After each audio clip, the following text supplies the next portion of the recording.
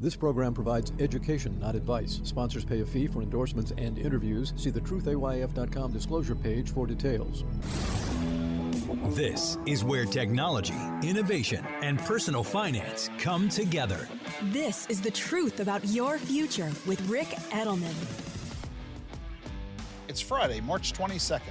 On today's show, ultra bright light, incredible new prosthetics, plus a conversation about Uniswap, the digital asset that's bigger than the New York Stock Exchange. Yeah, this could be the start of what some scientists are calling a technological and scientific revolution.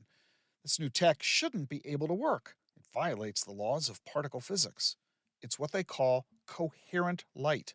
It's created by particles that move together instead of independently. This creates incredibly fast, intense pulses that last a couple of attoseconds. An attosecond is a really short period of time. I mean really short. 1,000th of 1 millionth of 1 billionth of a second. Imagine these things are a unit of money. It would take 1 billion of these times 1 billion of these to equal 1 penny. We're talking about something really small, or in this case, something that lasts a really, really short period of time. At first, scientists were building machines that had tunnels miles in length to produce these ultra-bright beams of light. The LINAC coherent light source in the U.S. is nearly 2 miles long, but now they're working on getting it done in a single room. So what is ultra-bright light good for? Well, it can make X-rays and radiotherapy treatments really cheap. It can be used to create the most powerful computer chips ever. And for astronomers, it can reach the dense matter of stars and planets, deepening our understanding of the cosmos. How big a deal is this? Well, it won the Nobel Prize in Physics last year, so stay tuned for a lot more on this one. Here's another great innovation, prosthetic limbs. Have you ever seen anybody with an artificial hand? Well, let me ask you this question. Why does that artificial hand have 5 fingers and 1 thumb? Wouldn't our hands be so much more useful if each hand had a thumb on both ends? Well, if we're making an artificial limb, why not make one that's better than the human limb? Let's think outside the box, people. And that's exactly what designers are starting to do. Limbs with tentacles, spikes, 3rd thumbs. Kelly Knox is a British model. On her left arm, there's nothing below the elbow. From there, she wears a device that has structures that are like vertebrae. Together they form a long tentacle. The limb is incredibly dexterous. She controls it via sensors in her shoes. The artificial tendons can tighten or loosen. They can reach and grasp with far greater productivity than a human hand can do. We're talking about something that they're calling embodiment, how the brain identifies with the body. They're trying to persuade the brain that these prosthetics are part of the body rather than being a foreign object. Just think about having 2 thumbs on each hand. Just imagine what future humans might look like. Maybe you might even opt for an artificial limb, even if you're not lacking a natural one. And if you don't think that you would ever do that, let me just ask you about eyeglasses or eye surgery. Coming up next, Uniswap. And to help us talk about what that is and why this is a big deal in technological innovation, I'm happy to bring onto the program Ian Lapham, who is software engineer at Uniswap Labs. Support for Rick Edelman's podcast comes from Invesco QQQ. What do all the greatest innovations have in common? Agents, people who participate in progress by supporting cutting-edge ideas. Invesco QQQ is a fund that allows you access to innovators of the NASDAQ 100 all-in-one fund, so you don't have to be an inventor to help create what's next to come. Anyone can become an agent of innovation with Invesco QQQ. Learn more at Invesco.com/QQQ. There are risks when investing in ETFs, including possible loss of money. ETFs' risks are similar to those of stocks. Investments in the tech sector are subject to greater risk and more volatility than more diversified investments. The NASDAQ 100 Index comprises the 100 largest non-financial companies on the NASDAQ. You can't invest directly into an index. Before investing, carefully read and consider fund investment objectives, risks, charges, expenses, and more in prospectus at Invesco.com. Invesco Distributors, Inc.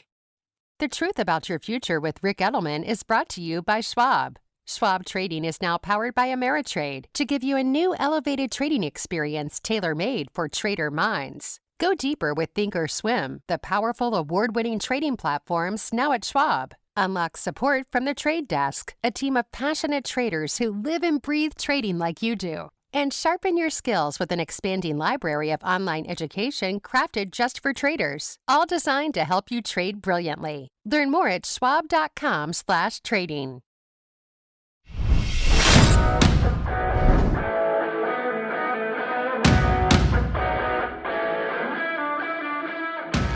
You're listening to The Truth About Your Future. There's a big conversation this year about Bitcoin, of course, as it has now reached another all-time high, and it is clearly on the way to even greater heights. I'm firmly in the camp that believes that, and I'm not alone in that viewpoint. And while all the attention is on Bitcoin because of the new Bitcoin ETFs, and even Ethereum, where there are applications in front of the SEC to allow Ethereum ETFs,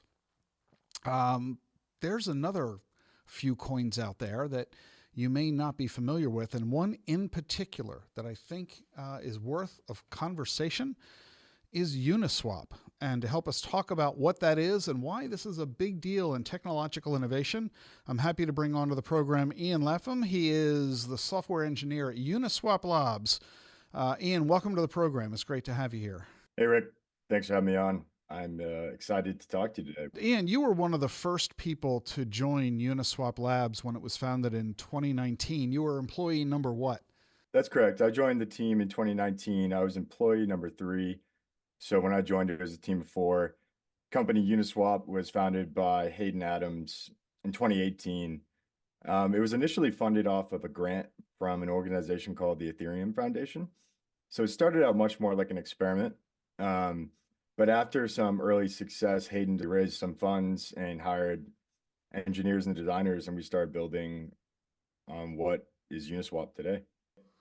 And how many employees are there today, roughly?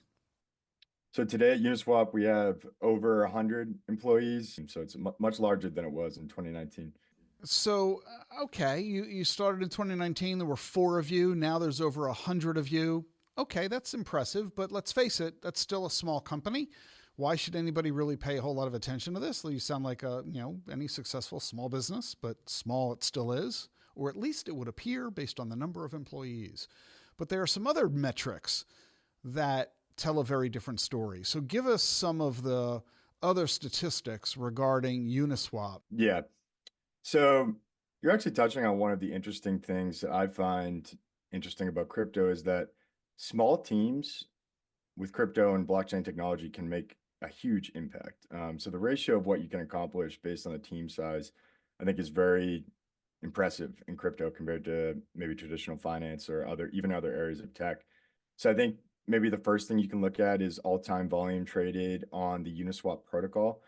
We've reached over $2 trillion traded all-time on the Uniswap protocol. If you look at the monthly stats right now, the Uniswap protocol is seeing tens of billions of dollars. The interfaces that Labs runs, so that's our website and our mobile app you can download on your phone. Combined, we're seeing billions of dollars a month traded in volume across those surfaces. And if you zoom out a little bit and think about DeFi as a whole, so Uniswap being just one of the protocols that makes up DeFi, decentralized finance, there's even more money that's being transacted, and the usage numbers are pretty impressive. There are millions of people using these things every day. So a lot of these teams are still startups. They're small, but millions of people are using this, and there's a lot of value flowing through these on-chain protocols. So talk about what it is that all of these people are doing with all of this money flowing through this platform. I think one thing that we can talk about first is just DeFi in general. I'm referring to decentralized finance, but that really just is an umbrella term that means all of the financial related services that are powered by blockchains. So in the work that I do, a lot of it's related to the Ethereum blockchain, but there are other people doing things with Bitcoin. There's different blockchains that are also popular. And DeFi is the umbrella term for all the different protocols that exist. And people are doing a bunch of different things. People speculating on assets, making trades, advanced lending markets, borrowing markets. There are perpetual futures, ways to go long and short assets. And there's a lot of other things too, like DAOs, governance, NFTs. You mentioned DAOs, decentralized autonomous organizations. You mentioned NFTs, non-fungible tokens. And the umbrella for all of these are DeFi, decentralized finance. So a lot of folks don't really understand this. Explain the difference between decentralized finance and the more traditional centralized finance that everybody is familiar with, even though they don't know it. Exactly. So I think that's the first thing to look at when you're starting to learn about crypto and what Web3 is. Like, what is the difference between these two worlds? So we refer to it as traditional finance, and that is just the suite of institutions, services, organizations that you interact with in your financial lives today. So that's banks, brokers, lenders, that whole world of finance that you're probably familiar with. That is traditional finance. And DeFi, everything is just code that's executed on a blockchain. So the main difference is that instead of interacting with institutions, middlemen, third parties, or counterparties like you would in traditional finance, when you're using DeFi, you're interacting with code on the blockchain. So there's no middlemen. Everything that you're doing is a software program that's running on the blockchain that is accomplishing similar things. So if you want a specific example of a service that exists in both traditional and decentralized finance, you can think of exchanges. So Uniswap is an automated market maker, which means that you can swap assets on chain. I can go from token A to token B on chain. In traditional finance, you'd probably use an exchange like Coinbase, or if you're trading equities, you could think about the New York Stock Exchange. And those typically operate with an order book model where you have orders being matched on the buy and sell. So there's a lot of similarities between what you do in CeFi and DeFi. They're just implemented in a little bit of a different way. So, for example, the way that we do things in the CeFi world, the centralized finance, centralized meaning there's a central company, there's a central organization that handles the transactions. So if I want to buy shares of IBM stock, for example, I place an order with my broker or financial advisor. They place the order with the trading desk, which executes the trade at the floor of the New York Stock Exchange, which is where IBM shares trade. So if I'm buying shares of IBM, obviously I'm buying them from somebody who owns them, who is selling. So if I'm buying 100 shares, on the other side of the trade is somebody selling 100 shares.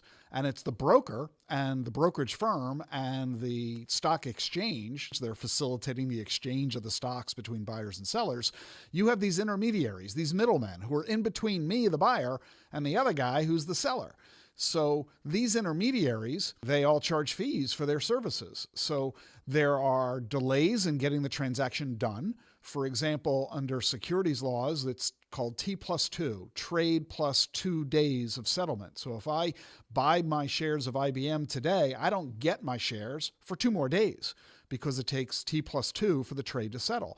And in the interim, the brokerage firm, the custodian, the exchange are all collecting fees on the transaction. You have similar situations for mortgage lending. If I want to get a mortgage, I've got to deal with a mortgage broker who's assisting me between me and the lender. If I'm engaging in any kind of a financial transaction, there are intermediaries, there are middlemen. And this explains why the New York Stock Exchange has thousands of employees doing its hundreds of billions of dollars of trading on an annual basis. You guys being decentralized, meaning there is no central function associated with this. There's no company controlling it. You're simply facilitating this through technology that allows the buyer and the seller to interact directly, peer-to-peer, There's no intermediary in between us. And that means that I can deal with the other party instantaneously without the expenses or the delay associated with a CeFi environment. And so the trading volume you've mentioned and the number of people engaging in it, frankly, dwarfs the New York Stock Exchange. You're bigger and you're faster and you're cheaper than the New York Stock Exchange. Yeah. So that's a good description of it. And that is the key thing to understand, is that when you're interacting with DeFi and you want to perform some action, when you send that transaction from your crypto wallet, it's settled instantaneously and transparently, because you aren't engaging in this multi-party conversation. It's just you and the code that you're interacting with. And I think a lot of folks don't realize that fact, that the whole point to blockchain technology, the invention of Bitcoin and later Ethereum and ultimately Uniswap and other coins, is that Satoshi Nakamoto, who invented this blockchain technology, was trying to create a decentralized environment, a way for buyers and sellers to participate together without an intermediary. Coinbase is the largest crypto exchange in the United States, publicly traded. And everybody assumes that since Coinbase trades only crypto, you can't buy IBM stock at Coinbase. You can only buy digital assets, crypto, Bitcoin, Ethereum, Uniswap, etc. Everybody assumes that Coinbase is one of those blockchain companies. It's one of those DeFi companies. It's not. Coinbase is more akin to the New York Stock Exchange and Merrill Lynch, because Coinbase is a company. It's got a specific location. It has traders. It has thousands of employees, and it's a publicly traded company. That is a totally different environment than CeFi. And by you using the code and allowing that technology to facilitate the trading between buyers and sellers, you create market efficiencies, cost savings, and increases in speed and transaction capability that the CeFi platforms simply can't match. Yeah, I think it's true in some ways that crypto, when you zoom out, is a totally new way of performing these types of actions. And self-custody is a very powerful thing. And when I say self-custody, you can think of crypto wallets as having a bank in your pocket. So when you get a crypto wallet on your phone or on your desktop browser, you are truly owning the assets that you have on chain. You're the one who custodies them. No one else can access them. And you can interact with the world of DeFi without using middlemen.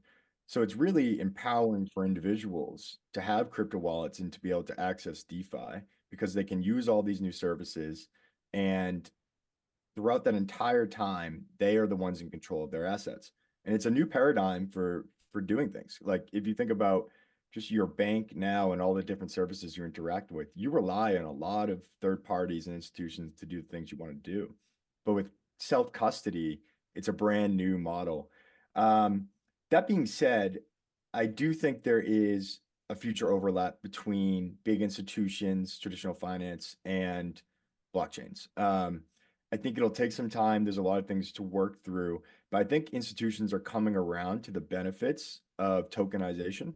So it was in the news a lot the other week, but Larry Fink, the CEO of BlackRock, mentioned that he personally believes that real world assets will be tokenized in the future. So things like real estate, you mentioned earlier, government bonds, different forms of government debt, all these traditional forms of financial assets can be tokenized, and there are some benefits to doing that. So we'll see how it plays out. In the long run, I think there will be some overlap, and there's just there's some challenges in the way of the way we build these things, how we build them in the correct way that works. Yeah, I think you're absolutely right about that. JP Morgan, they invented the Onyx blockchain, and they are doing cross-border settlements $2 billion a day for their institutional clients. So that's a perfect example of how CeFi company adopting DeFi technology for the benefit of its customers. And I think we're going to continue to see more and more of this. Clearly, we're going to need more regulation and legislation. We're going to need clarity for the protection of investors and consumers and the safety of the global financial system. We want to make sure that these systems are safe from hackers, that there is fairness, that there is disclosure.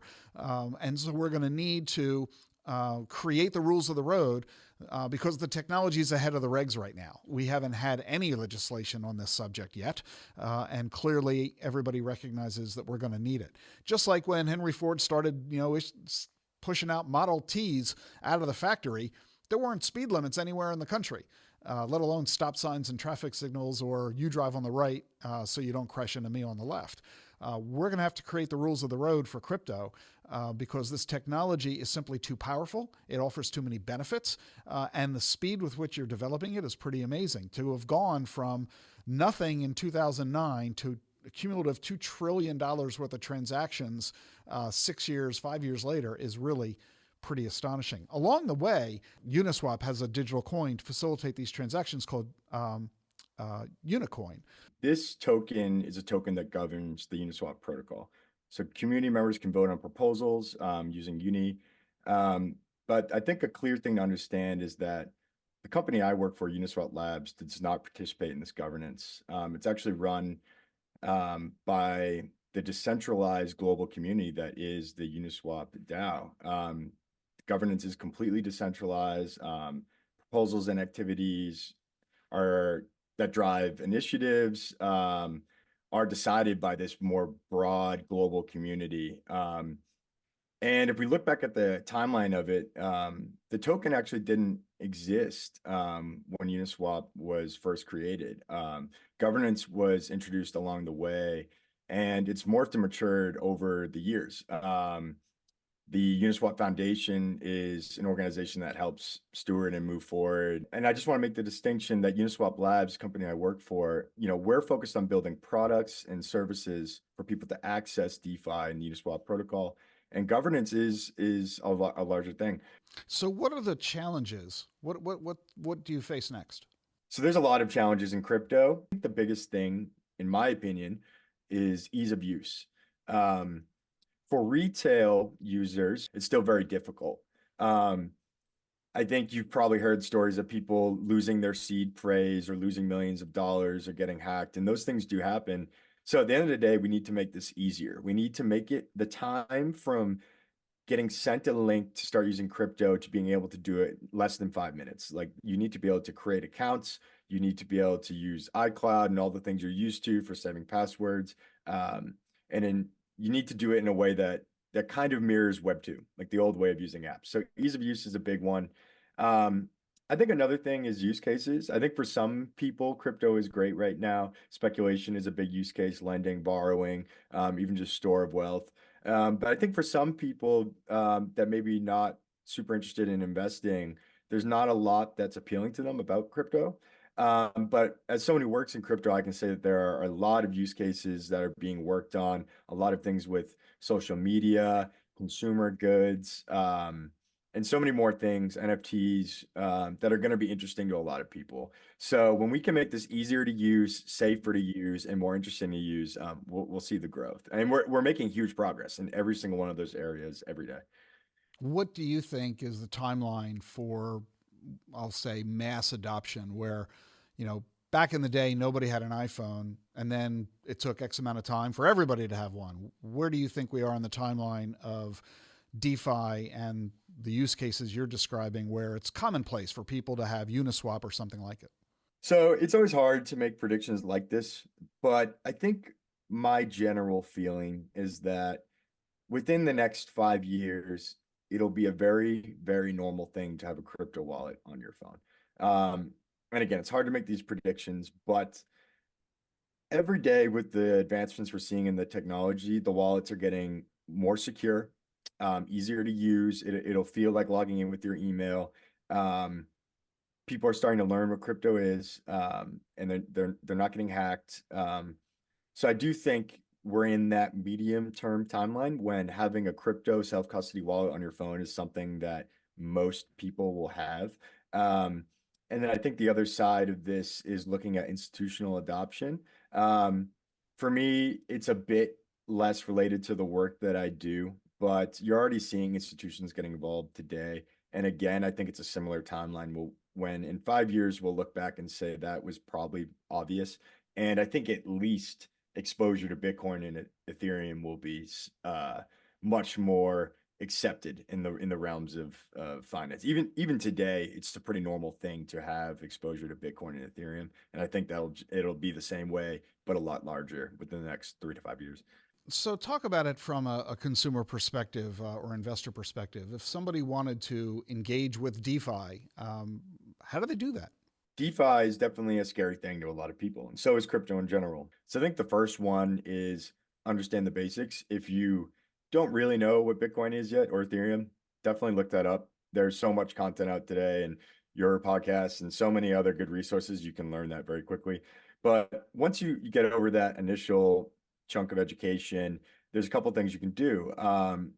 One, I'm biased, but I think the Uniswap app is a good way to start. It's a good introduction to the ecosystem of DeFi. So it's an app you can get on your phone that we've released last year. We just announced our browser extension, so it's another thing you can download that'll look and feel a lot like the app on your phone. And when you download this app, you can start to fund it with money, and then you can start to do things. So you can send you can purchase tokens on Ethereum and different networks. You can send them to people you know. You can browse assets. You can look at other people's wallets. You can do a bunch of different things. And we've made it in a way that is user friendly, and we believe it's easy to understand. There's plenty of other wallets too as well. Coinbase has their own wallet, so you could get set up with Coinbase and their wallet. But I think just downloading one of these apps and starting to poke around and learn how they work is a good way to get started. And I think one thing to realize is that these apps are secure and they're made in a good way. The quality of the engineering is at a really high tier right now. So don't be scared. Download them and try them out and just see what interests you. And there's no cost to downloading the app. That's correct. All these apps are free. You can download them. And then from there, you can listen to podcasts, do research online to get into the world of DeFi. But that, I think, is a word that you can Google and look into. And you'll start learning about other tokens that you might find interesting, other projects that are doing cool things. And you'll be able to engage with them and use them. So yeah, these apps are free to download. They're easy to get profiles set up. And then from there, you can just learn more and start using this stuff. So go back for me personally, Ian. When did you first learn about crypto and blockchain technology? What made you interested in it? Yeah, so I've been doing this now for over almost 8 years. At the time, I was probably 21. Actually, I think I've been in it so long, I'm starting to forget when thing entered my life.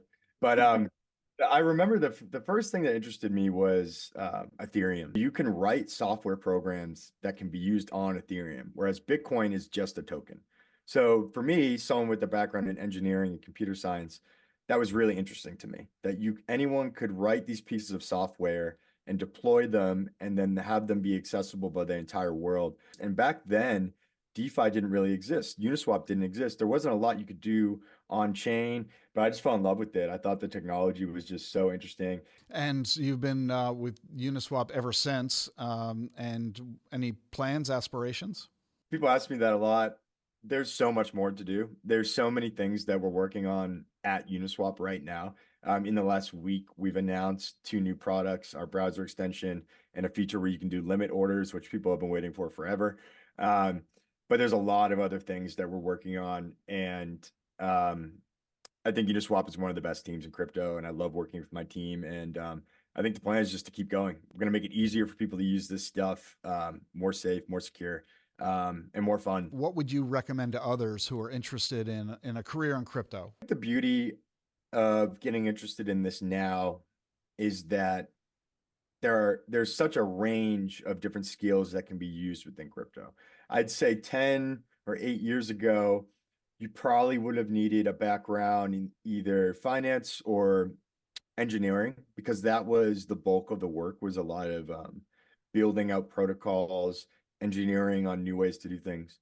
But now crypto has turned into a booming industry, and there are thousands of companies with real users in a very similar way to Web 2. So the same types of employees that you'd need at a Facebook or a Shopify or these big tech companies, you'll need them at crypto companies. So if you have backgrounds in communications or marketing, you can now apply that to these companies that have customers, design, and the big ones are obviously engineering.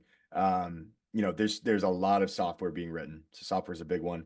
And I think maybe the last thing is a lot of the best workers I've seen in crypto have come from the world of traditional finance. They've taken what they've learned and they're applying it to this new field. I have coworkers from the Fed. I have coworkers from investment banks. All types of firms. So I think just have an open mind. If you're smart and you're interested in this stuff, there's probably work that you can do. That's Ian Lapham, who is software engineer at Uniswap Labs, and we've got in the show notes a link to their website and the new products that they have made available. Worthy of your taking a look at that as you journey down the rabbit hole into crypto and decentralized finance, DeFi. Ian, thanks so much for joining me on the podcast today. All right. It was a pleasure. Thanks for having me on. Support for Rick Edelman's podcast comes from Invesco QQQ. Meet Henry, an everyday person who enjoys reading science fiction, keeping in shape at the gym, and spending time with family. He also participates in progress by investing in a fund that supports innovative ideas. Invesco QQQ ETF allows you access to innovators of the NASDAQ 100, so you don't have to be a rocket scientist to help push progress forward. Anyone can become an agent of innovation. Learn more at Invesco.com/QQQ. There are risks when investing in ETFs, including possible loss of money. ETFs' risks are similar to those of stocks. Investments in the tech sector are subject to greater risk and more volatility than more diversified investments. The NASDAQ 100 Index comprises the 100 largest non-financial companies on the NASDAQ. You can't invest directly into an index. Before investing, carefully read and consider fund investment objectives, risks, charges, expenses, and more in prospectus at Invesco.com. Invesco Distributors, Inc. Have you been thinking about buying Bitcoin? I bet you have. With the introduction of the new spot Bitcoin ETFs, everybody's talking about them. They represent the most exciting new product innovation in investment management in years. But before you even think about investing, you need to know all about them and what they all mean for your portfolio and your financial future. To help you, I've created 2 toolkits to give you the information you need. One for financial advisors and another one for investors. Both are available to you to read and download for free. Both toolkits include a simple one-page chart that lets you easily and quickly compare all the different ETFs so you can see how they differ. Plus, I've got videos for you, a cool infographic, plus the full schedule of my webinars and podcasts that you can watch and hear about these new spot Bitcoin ETFs. And all of it's free. And the link to both of them, the Advisor Toolkit and the Investor Toolkit, the link's in the show notes. On Monday, thanks to AI, you can talk with your loved ones even if they're deceased. How do advances in science, technology, and medicine translate into investment opportunity? Listen and learn. This is The Truth About Your Future with Rick Edelman.